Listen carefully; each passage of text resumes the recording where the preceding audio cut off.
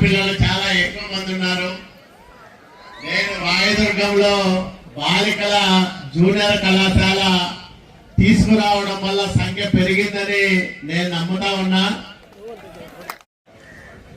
10th class 9th క్లాస్కే తల్లిదండ్రులు పెళ్లిళ్ళు చేస్తా ఉంటే పెళ్లికి అది సరైన వయసు కాదని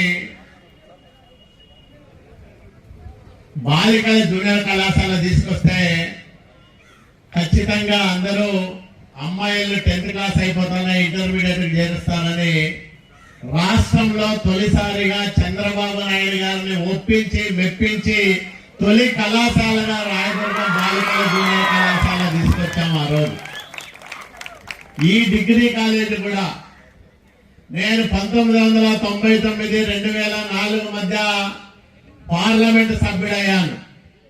చిన్న వయస్సు 35 సంవత్సరాలకే పార్లమెంటులో ఢిల్లీలో తెలుగు వారి వాణిని వినిపించే అవకాశం ఇక్కడ ప్రజలు నాకు ఇచ్చారు.